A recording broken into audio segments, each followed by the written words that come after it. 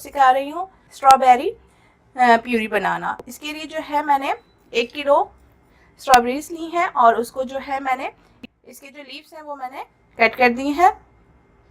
और इसको जो है आप 15 से 20 दिन के लिए फ्रिज में स्टोर करके रख सकते हैं और इससे आप शेक और जैम, लस्सी और जो चाहे आप इससे बना सकती हैं। अगर आप इसको सेव कर वरना तो ये 1 से 2 दिन में फ्रिज में भी अगर रखी होती है तो ख़राब हो जाती है। तो इस तरीके से आप अगर इसको स्टोर करके प्यूरी बना के रखेंगी तो ये आपकी ख़राब नहीं होगी।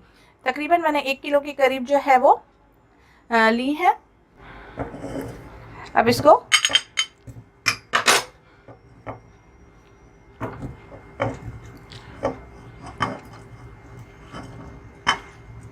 कट कर लें आप।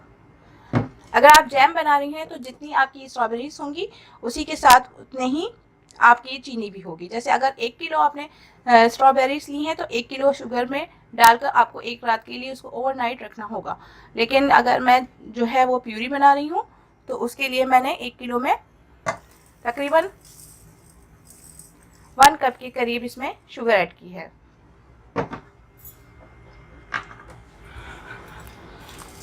शुगर ऐड करके मैं इसको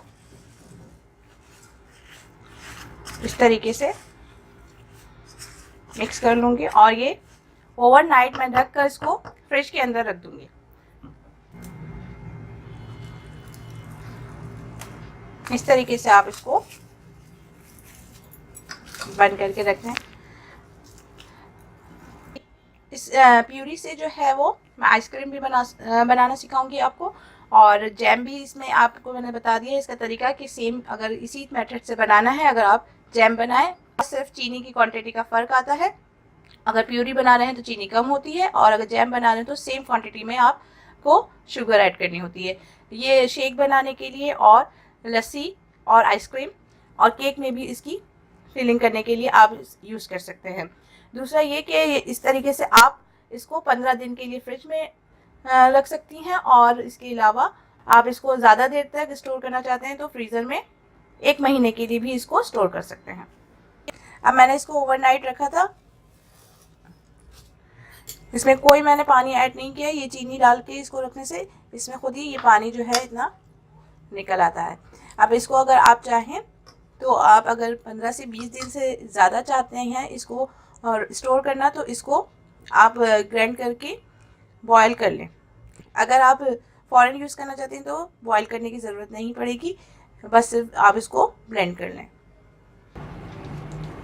अब इसको ग्राइंडर में डालकर मैं पीस रही हूँ।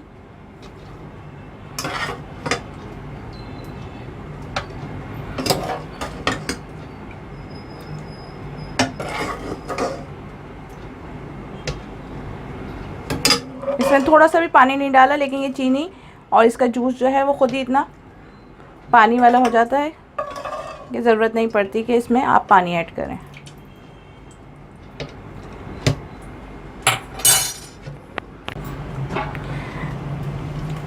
हाफ जो है वो मैं इसमें डालकर पका लूँगी,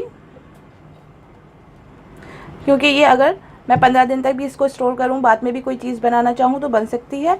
और बाकी जो है वो मैं शेक बनाऊँगी तो इसलिए मैंने उसको रख लिया है। अब स्ट्रॉबेरी शेक बनाऊँगी तो मैंने चीनी इसमें कम डाली हुई थी, तो अभी मैं तकरीबन 2 से 3 गिलास बनाऊँगी तो इसमें मैंने 2 टेबल स्पून शुगर और ऐड की है।